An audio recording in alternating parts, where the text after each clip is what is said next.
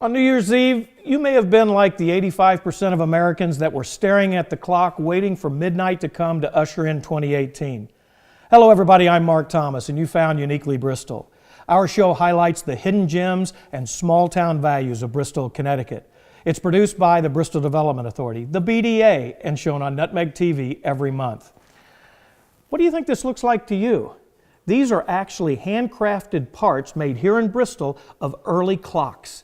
We're at the American Clock and Watch Museum located here in Bristol, and it's a trip through history looking at clocks and watches throughout time. Located in the Forestville section of Bristol, the American Clock and Watch Museum is at 100 Maple Street. For an inside look and a bit of its history, I got to talk with Executive Director Patti Philippon.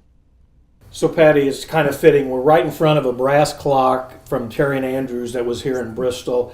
Anybody that knows anything about Bristol knows that this was a watch town and kind of made its name. Is that why the museum is here? Absolutely. The museum was actually founded by Edward Ingram, who was the president of the Ingram Clock Company. And he came from a long line of clockmakers who were here in Bristol. And when he started to found the museum, he really wanted to make sure that that long legacy of clockmaking and watchmaking that was so tied in with the history of this town would have that legacy go on for a long time so people would always know about it. So they founded the museum here in 1954. And you kind of see it because we have the around town, the I don't know what you call them, stand clocks, but they street clocks. Yeah, Yes. the street clocks. That's right. And it is the Absolutely. different sections of town. And I'm going to use a really bad pun. Okay, so it really is a trip through time. It's as much a history museum as just all about clocks. Absolutely, and that's one of the fabulous things about this museum is because it's about the timepieces. So you have the science and the technology parts of it. The history is such a strong element here because of its founding in Bristol's and Connecticut, in fact, rich history of clock and watchmaking. You've got art and artistry in here with the painting on the clocks and the dials and the engravings. So there's really a lot of different opportunities for people to come and enjoy the museum. And there's domestic clocks, there's international clocks, so there's a little bit of everything in there. There isn't really a genre as much as the history as things went along.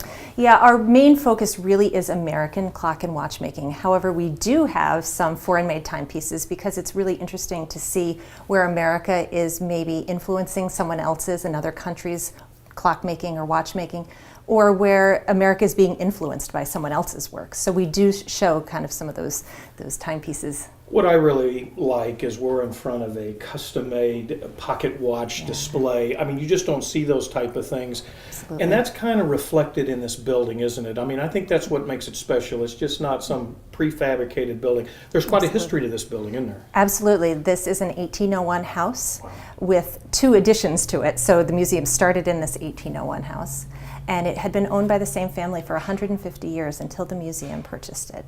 And they chose this particular building because they really wanted to show where clocks, because we started off being the Bristol Clock Museum and we were all about clocks to start off with. So they wanted a home-like setting because that's really where people showcase their timepieces. And they wanted that warm home-like feeling. I love this room because it is a lot about Bristol. Tell us about the Ingram banjo clock. One of the wonderful pieces in our collection that we have in this room is a banjo clock, and it was made by the E. Ingram Company right here in Bristol.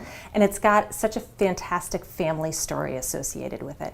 It's called the Treasure Island clock, and it's because on the tablets there's a pirate map on one piece, and then on the bottom tablet is 4 different pirates, and according to the family stories anyway, the pirates represent the 4 Ingram boys. And it's still around. It's those kind of stories that you can only kind of see here. Absolutely.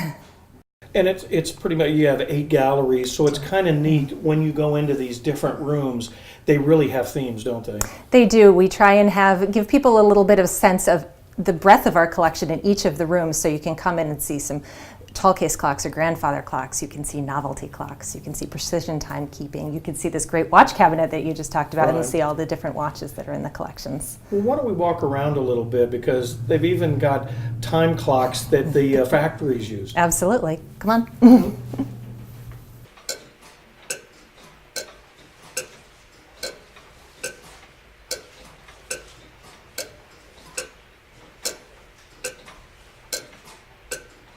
So Patti, we started off talking about history, and this really makes it come to life. We've got a picture of Sessions. What is this photo? Because this really talks about and shows visually about what Bristol was like in the early 1900s? Yeah, absolutely. This is a picture of gear cutting machines in the Ingram factory in 1914. It's just amazing, and we're in front of a lathe. We opened the show talking about the wood parts, but I mean, Bristol was all about clocks. It was, and so much of the industry that we have today and the town has had has really come from the clock industry in particular. In the late 19th century, which was really kind of the heyday of clockmaking here in Bristol and then clockmaking in the country, there was about 300 businesses involved in some aspect of clockmaking just in this area. Everything from dial painting to case making to the brass and the gears and the springs. So much of the industry that we think of that's so associated with Bristol and its history really started because of the clock industry. Yeah, so when people say, why do we have spring manufacturers here? I mean, this is just, part of our history. It's because of the clocks. You don't only do just like a museum, you do a lot of events. I loved last year because it was Felix the Cat Clock. It was here. What have you got coming up in 2018? We've got some great, exciting things. We have a new exhibition that's going to be coming up in 2018. It's going to run the entire year. It's called Scandals and Scoundrels. No, of course. Of course it is. And it's going to tell some of those not as often told tales, some of the darker side of the clock industry and the watch industry and the people who were involved in it. So it's going to be a lot of fun different way to showcase the timepieces that we have in our collections. And when you go on your website, it's got the event calendar, and I had to look at it, the old cranks. The old What cranks. is that? That's every month. What is that? The old cranks are a group of gentlemen who come in and volunteer for us, and they have named themselves the Old Cranks. I refuse to say how old they are. It's not my story. Yeah. But they come in twice a month, and it's as a public program. You get to come through on Fridays and watch them wind the timepieces. And they wind about 60 to 70 of them every week for us. And it's, I keep thinking, fall back, spring forward. I can only imagine what kind of job that is. Yeah, they're definitely here for a lot longer on the daylight savings start and end dates because they have to stop the clocks when we're changing to wait for the hour to go by and then restart them again. I never thought about it till I was talking to you, that you have people come in and think, well, I need my clock fixed, but that isn't what you do here. No, it's not. And we are able to offer people a list of people who we know who do clock repair, who do watch repair, but they don't work for the museum. We don't have repair people on staff who come in and do the work. Now, you don't charge very much to come in here, and I know that you get a lot of the actual products that are donations, but you kind of survive on donations and grants, don't you? Absolutely. Things like memberships to the museum, our annual fund, grants and foundation support are so vital to all the work that we do here. And of course, the people who come through the door, who shop in our gift shop, come to our programs, are such a great help to us as well. We look around and the heritage is clocks, but watches really have kind of, we went by the time clocks that were in the factories, but watches really have started to become prevalent in the downstairs. Absolutely. And watches are something that is going to be a big push for us in 2018. We're going to open up a new cabinet that's currently watch storage, but starting next year it's going to be open storage, and you're going to get to see a larger percentage of our watch collection. It's such an interesting aspect of the industry, and it's something that people are collecting more and more, and we want to be able to show more of it. We actually have about 3,500 watches in our collection, and we only get to show such a tiny portion of it, so we want to change that. But that's the good thing. I was about thinking while you were talking is even if you've been here a couple of times, you need to come back because you constantly change displays and you get new things in. Absolutely. If somebody wanted to donate or come by, what would be the process of I want to donate this to the museum? People come by, they either can send us pictures of what they have or bring it by if it's something that's portable. Yeah, right. If you've got a tall case clock, it's a little hard just to carry it on with you. But if it's portable, bring it by or take some pictures of it and send it to us. We have an artifacts committee that looks at the timepieces to see if they're appropriate for our collections. Since we are an American clock and watch museum, we really focus on our collections on American timepieces. So, things that might be made in Europe aren't so vital to our collections. You can kind of hear the ticking, which is very, very calming. But I think one of the features of this main floor is the two-story clock. Tell us about that.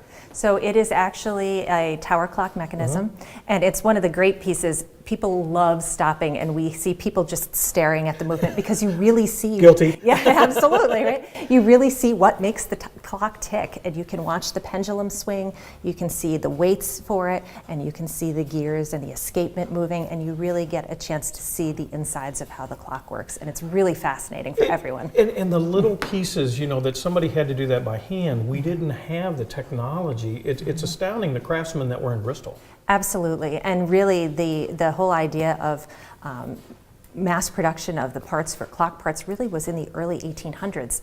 It's not that long ago when you really stop and think about it. No, it isn't. I think one of my favorite rooms is the one that's next door.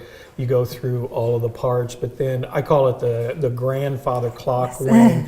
That's got to be just a showstopper when people come by. People come especially to hear the grandfather clocks or tall case clocks chime.